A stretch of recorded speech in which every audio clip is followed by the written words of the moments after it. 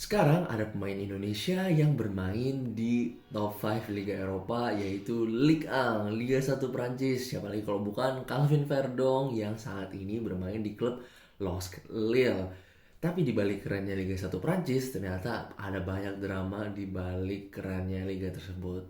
Let's go kita bahas. Hai guys, my name is Mike and welcome to this channel dimana kita bakal bahas sisi lain dari dunia olahraga. Ngomongin soal TV rights, buat kalian yang nggak tahu, TV rights adalah sumber pendapatan yang paling besar buat liga sepak bola. Sederhananya, liga sepak bola punya pertandingan-pertandingan yang bisa disiarin di TV, di laptop kalian, di handphone kalian. Nah, hak siar ini itu diperjualbelikan ke agency, ke media, ke distributor. Contoh lain lagi, kalau misalnya di Indonesia, kita kalau mau nonton IPL, hak siar IPL itu kalau di Indonesia dipegang sama MTech. Jadi otomatis kalau misalnya kalian mau nonton Liga Inggris itu harus langganan video.com. Nah, kronologinya tahun 2020 Ligue 1 ini dapat tawaran besar dari sebuah media asal Spanyol namanya Media Pro senilai 780 juta euro. Terus ada juga Bein Sport, media dari Qatar yang menawarkan 320 juta euro per musim. Nah, kenapa bisa ada dua? Ada dua agency karena ini dibagi. Jadi Media Pro yang bayar paling mahal itu bisa nyiarin 8 dari 9 pertandingan setiap minggu, sedangkan Bein Sport cuma kebagian 1. Jadi kalau misalnya ditotalin, ini tuh 1,1 miliar per musim, kedua terbesar setelah Premier League di masa itu pada tahun 2020. Nah, waktu itu Media Pro itu optimis banget bisa dapetin 3 juta subscriber karena efek Neymar, Mbappe.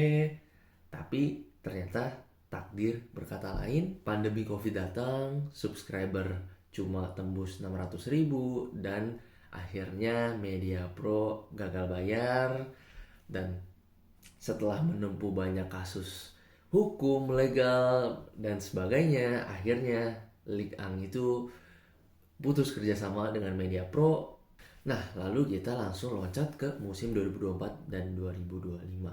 Setelah deal TV rights bersama Amazon Prime yang habis, mereka itu mau buka lagi penawaran TV rights untuk musim depannya dengan harga yang ya kalau bisa, kalau misalnya Media Pro dan sebelum-sebelumnya udah nawar sampai total itu bisa 1 billion, ya why not buka dengan harga yang sama kan. Ya gimana mau turunin harga kalau misalnya namanya bisnis, ya maunya cuan, maunya profit, cuan, ya mana mau dia turunin harga, ya gak sih.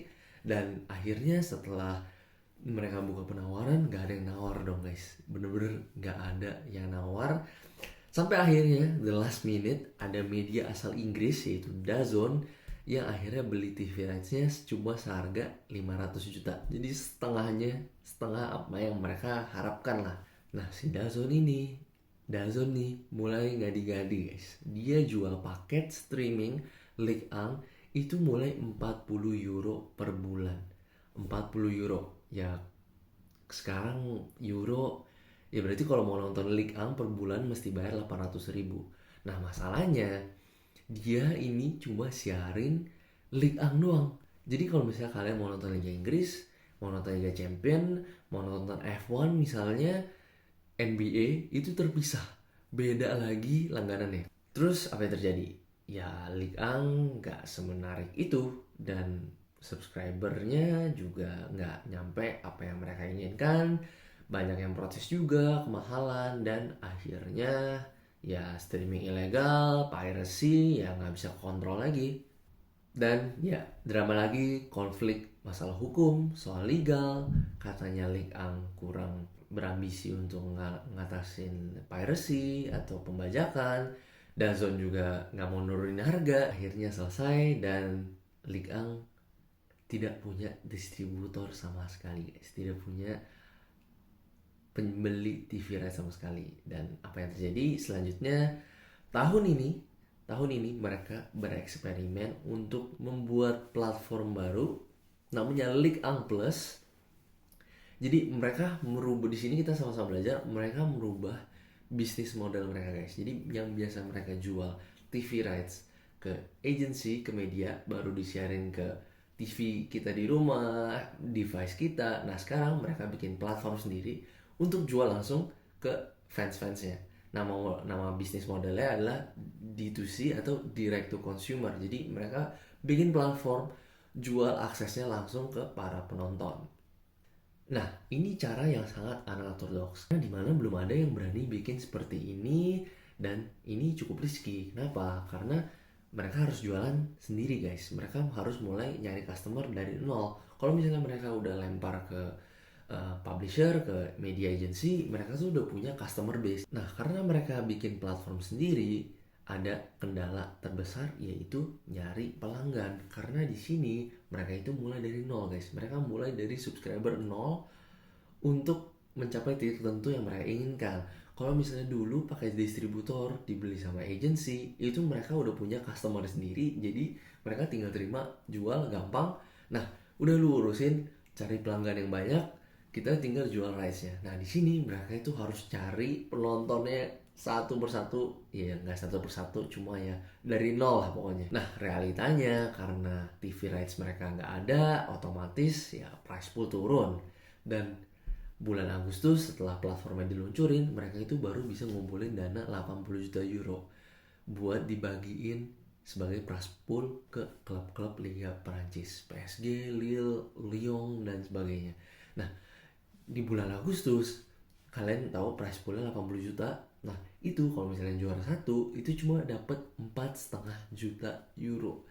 Hadiahnya lebih kecil dibandingin yang tahun lalu finish di peringkat terakhir guys. Sebelum relegasi, yang udah ke relegasi aja bisa dapat 5 juta tahun lalu, 5 juta euro. Nah sekarang yang juara satu cuma dapat 4,5 juta euro. Gila kan? Berita baiknya, akhir bulan Oktober subscriber itu udah tembus 1 juta penonton. Jadi price poolnya otomatis naik jauh, way better dari apa yang didapetin pas di bulan Agustus. Nah, kenapa sekarang subscriber lebih banyak dibandingin langganan sama DAZN, sama Media Pro sebelumnya? Karena sekarang pricingnya lebih disesuaikan dengan apa yang mereka tawarkan gitu loh. Kalau misalnya orang dewasa mau langganan Ligue 1 Plus itu bayar 15 euro per bulan, atau kalau misalnya dirupiahin 300 ribu, dan untuk pelajar itu bayar harganya 999, 200 ribu lah kurang lebih.